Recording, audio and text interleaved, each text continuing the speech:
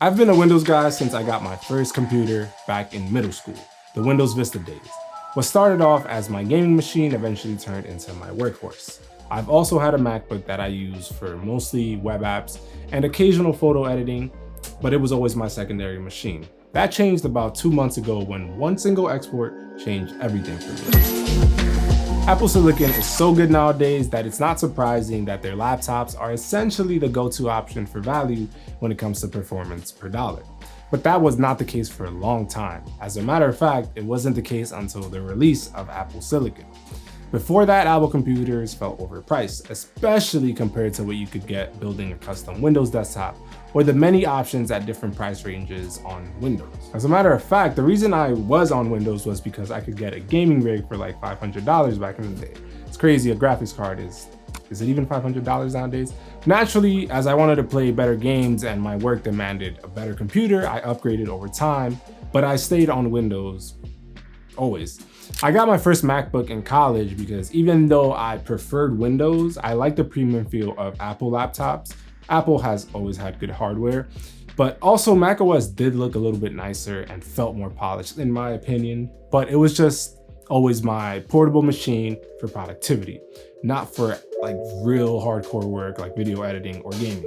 The real work always happened on my desktop here. I didn't track the time, but if I had to guess, I was waiting around 20 minutes, maybe 25 minutes for the render to finish.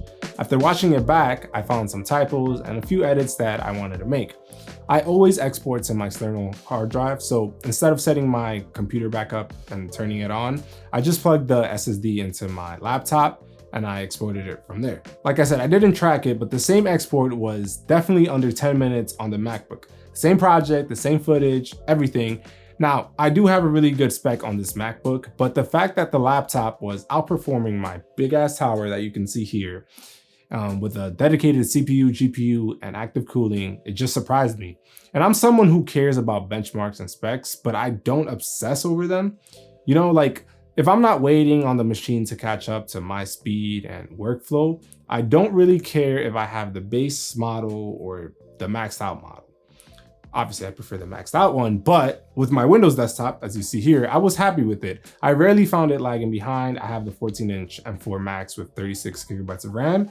And the only reason I have this instead of the base model is because I got it used from my boy who was upgrading to the 16-inch and wanted to get rid of this one. Other than that, I would not pay retail for this machine just to use it for web apps as a secondary machine. It's just overkill, which for a while is all I used it for. But that same friend, by the way, had been telling me to make a video on switching from Windows to Mac, at least for like a month or something, but I hadn't actually switched, not entirely at least, so I kept putting it off. I was on the verge of giving it a shot, especially since I haven't been gaming much anymore, but once I saw how fast that thing exported, I was all in. There's a few settings that I tweaked in macOS to make my workflow a little bit smoother and faster. The first was toggling on spring loading for folders. So it's a feature that lets you navigate folders by dragging files around. So if you drag a file and hover over a folder, and it'll automatically open into that folder. And as long as you don't release the file, you can keep hovering over into subfolders and they'll continue to open. As a video editor, I'm always moving footage and files between folders, so this alone saved me a stupid amount of time.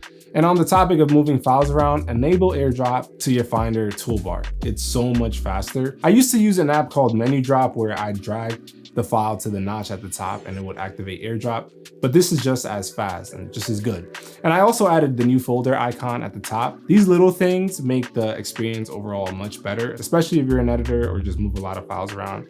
Other subtle things like putting the battery percentage to show up in the menu bar, which for the record should be on by default. I don't know why it's just the icon. But then there's things like setting macOS to announce the time every hour. It's 10 o'clock. It's a small thing, but when you're locked in on work, you can genuinely lose track of time. And one of the most useful features are the gesture controls. Honestly, I don't remember what the defaults are and what I changed them to, but the two that really work for me are the 3-finger swipe for mission control and swiping between desktops with 3 fingers. Once I started using this as my main machine, I began to notice things. You can call this nitpicking, but ultimately it affects the way I use and interact with the software. So macOS doesn't leave a lot of room for error when I'm moving fast. So let me explain what I mean by that. I'm always trying to do shit as fast as possible. It's just how I am. Like stuff like the scroll bar or the close, minimize, and full screen buttons, they're all pretty small.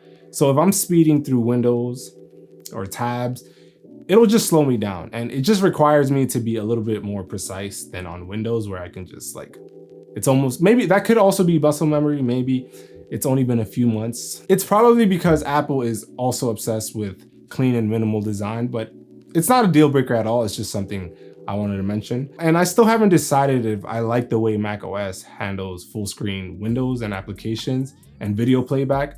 It registers it as its own desktop. On one end, I do like it because I have multiple full screen applications. I can just swipe between them with the 3 fingers using the trackpad. On the other end, if I want a full screen Adobe Premiere, for example, where I spend a lot of time editing, it's more work to drag files into Premiere from the Finder. And this happens across a bunch of applications. I'm just using this as an example. So I usually have to just fill the window to the size of the entire display instead of actually making it full screen because of this. And a few things I really like, and some tips if you're unaware of them: Command and click to drag around icons in the menu bar. And if you want to move a file from one folder to another, Command C to copy, but instead of Command V to paste, Option Command V to move the file over instead of copying it over. So it'll drag the file into the new folder and remove it from the previous one. To wrap the video though, I want to suggest some apps that I recommend and some features that I wish it had. The first is Dropover. It's for collecting files in a temporary shelf, then moving or sharing them all at once. It's free, but the paid version is so much better. It's a one-time payment of $7. The free version has 3-second delay, I believe, before you can share or move files around. And then the other is Raycast. It's a replacement for the Spotlight search. It's an extremely powerful tool, and I'm working my way up to more complicated tasks. But for the most part, I use it for the clipboard history, finding files on my computer, and for quick conversions like pounds to kilos or stuff like that. I will say I recently updated to macOS 27, and Siri AI, whatever it's called, has been really helpful, and this on-screen awareness especially has been really helpful for that. But I'm gonna save that for a separate video since I just got it and I haven't used it for that long. As for the feature I wish I had, it's cellular connectivity. It's a laptop, and these days I find myself doing a lot of work at cafes and on the go, so it would be appreciated. But I think the upcoming MacBook Ultra is rumored to have that. Anyways, in general, and for the programs that I use and the software that I use, the MacBook Pro has been everything I had in Windows, but better, except for gaming. Having a laptop that's this powerful that I can carry around with me and then just plug it into my monitors when I'm home is just great. And I don't know why I didn't think it was gonna be this good. Oh, but I do wanna buy a docking station so I can power everything over using a single USB cable, that is. And in the future, I'll probably do that, but for now, it's fine. It's working just fine. And I'll post an updated video when my workflow and setup changes enough to warrant a new video.